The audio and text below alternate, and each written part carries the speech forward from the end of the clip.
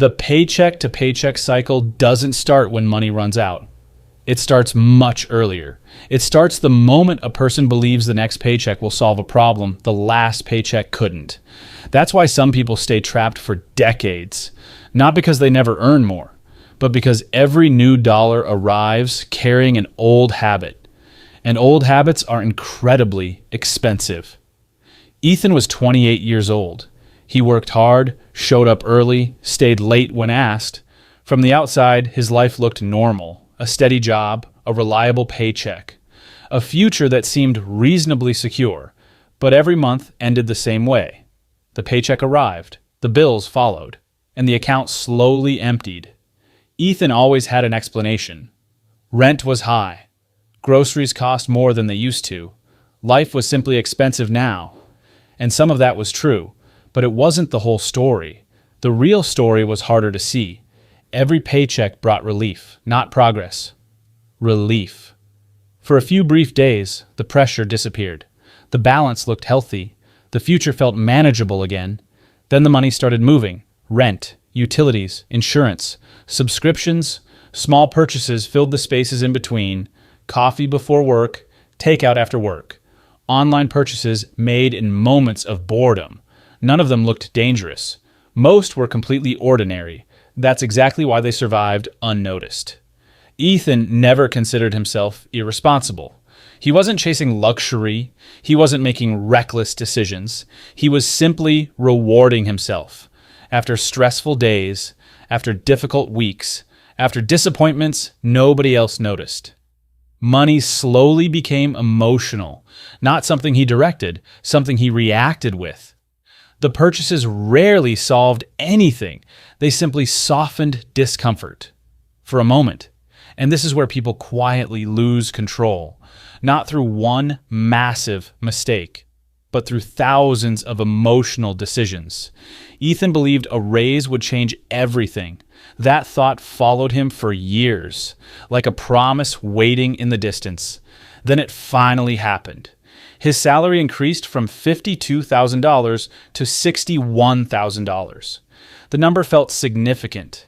For the first few weeks, it felt like freedom, more room, more options, less pressure. But the pressure returned surprisingly fast. Not because his income fell, because his lifestyle rose. A slightly better apartment, a newer phone, more nights out, nothing extravagant, nothing shocking.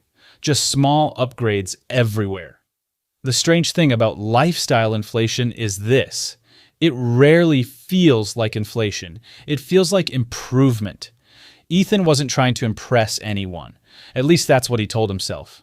The truth was more complicated. He compared himself constantly. Coworkers, friends, people on social media, not consciously, emotionally. And emotional comparisons are expensive. Every scroll introduced a new standard, a better vacation, a nicer apartment, a newer car. The mind quietly adjusts. What once felt luxurious starts feeling normal. What once felt sufficient starts feeling inadequate. And slowly, the paycheck became responsible for supporting an identity. The dangerous part was almost invisible. The higher Ethan climbed, the more expensive normal became.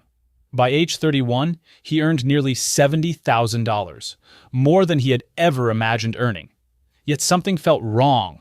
The stress remained, the waiting remained, the financial anxiety remained. Every 2 weeks brought the same emotional cycle. Relief, spending, waiting, stress. Relief, spending, waiting, stress. The pattern repeated so often it felt permanent, like weather, like gravity. Most people call this a money problem, but money was only the surface. The real problem lived underneath. Ethan had built a life that consumed everything he earned. Every dollar already had a destination before it arrived. Wealth never had a chance to form. The money kept moving, always moving. Income entered through one door, expenses rushed out through another, and because the process felt normal, it escaped examination. Nobody around him seemed different. Everyone was waiting for payday. Everyone was feeling pressure. Shared behavior creates powerful illusions. When everyone struggles the same way, the struggle starts feeling natural. But normal and healthy are not the same thing. They never were. One Friday night, Ethan opened his banking app. His next paycheck was still 5 days away. Less than $120 remained. The number itself wasn't terrifying. The familiarity was. He had seen this movie before. Again, and again, and again. Suddenly a thought appeared that he had avoided for years. What if the next paycheck wasn't the solution? What if every paycheck had simply been resetting the cycle, keeping it alive, not ending it? And for the first time, Ethan began wondering whether the paycheck-to-paycheck cycle was actually a behavioral trap disguised as a financial one. The realization didn't change Ethan overnight. Most transformations don't. Awareness arrives quickly, behavior leaves slowly. The next paycheck came exactly as expected. The money landed in his account. The familiar sense of relief returned. But something felt different. For the first time, he was watching the pattern instead of living inside it. He noticed how quickly his mind assigned jobs to every dollar. Not future-building jobs, comfort-building jobs. The cycle suddenly looked less like bad luck, and more like a system he had unknowingly built himself. What happened next wasn't dramatic. There was no financial breakthrough, no sudden windfall. Ethan simply paused, a small pause before spending. A pause that had never existed before. The pause felt uncomfortable, almost unnatural, like resisting an itch. Every emotional purchase now revealed itself. The late-night food orders, the boredom spending, the stress spending. For years he thought he was buying products. Now he realized he was buying emotional relief. Relief always felt valuable in the moment, but expensive in hindsight, especially when repeated hundreds of times. Ethan started tracking where his money actually went, not to judge himself, to understand himself. The numbers told a story he had never wanted to hear, because it felt personal. Nearly $450 a month disappeared into convenience. Another few hundred vanished into impulse spending. Tiny leaks everywhere. None of the numbers were shocking alone. Together they were. Together they explained years of stagnation. And this is where the architect energy quietly appeared. Not through motivation, through observation. Ethan stopped asking, "How do I make more money?" and started asking, "Why does my money disappear?" The second question changed everything, because it forced him inward, not outward. Most people search for bigger incomes. Few people study their own behavior. Behavior is less exciting, but behavior determines whether income creates freedom, or simply funds a more expensive version of stress. Ethan created his first automatic transfer, $200 every paycheck. Nothing impressive. The amount felt almost disappointing. Part of him wanted something dramatic, something faster. But the architect understood something the drifter never could. Consistency matters more than intensity. The first month felt invisible. The second month felt invisible.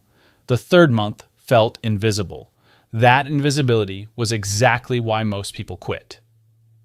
6 months later, Ethan had saved roughly $2,400.